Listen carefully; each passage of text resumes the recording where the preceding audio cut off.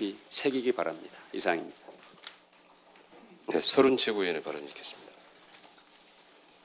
북미 간 대화가 중단된 가운데 한반도를 둘러싼 긴장이 점점 높아지고 있습니다.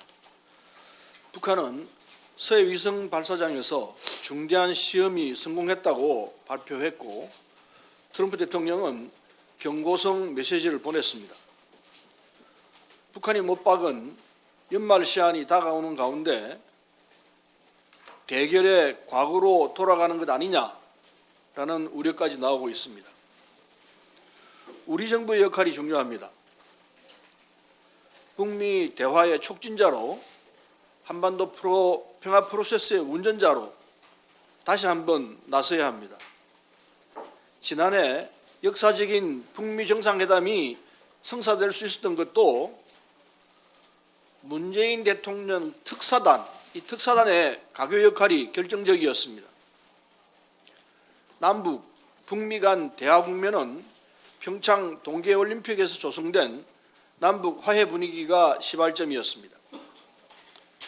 다시 한번 남북 관계에서 모멘텀을 만들어서 북미 대화의 촉진자 역할을 해내야 합니다.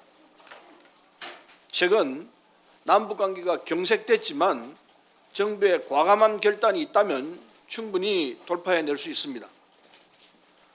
금강산 노후시설 정비, 백두산, 평양, 개성, 금강산, 원산 지역 개별관광 전면 확대, 2032년 남북올림픽 공동개최 협의, 한중러 등 동북아 국가 간 화물철도 운영을 위한 동북아 공동화차 등 남북관계를 돌파할 방안을 적극적으로 제안하면서 남북관계의 모멘텀으로 북미 대화를 추동하는 어게인 평창을 만들어 나가야 할 것입니다.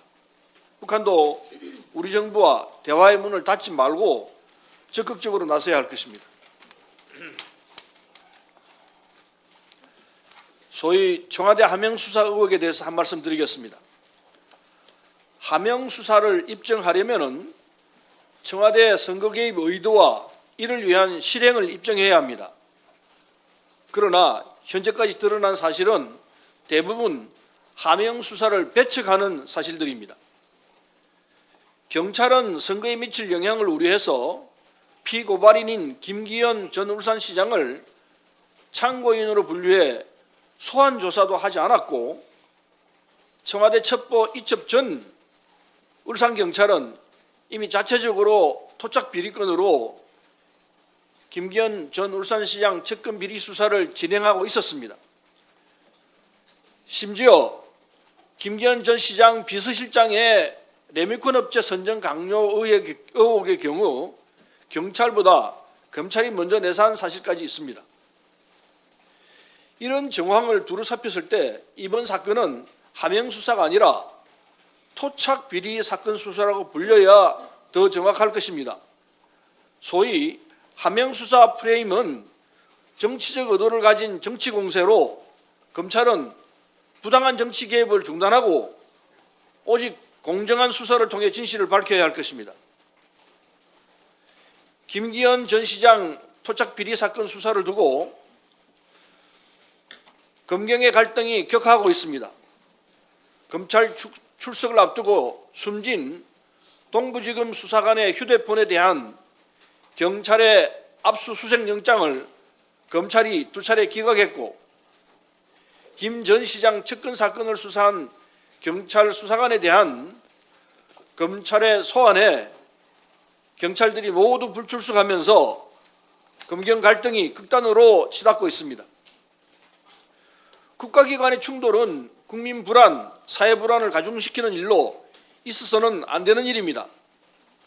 사건의 진실을 정확히 밝히는 것이 문제를 해결하는 가장 빠른 길입니다.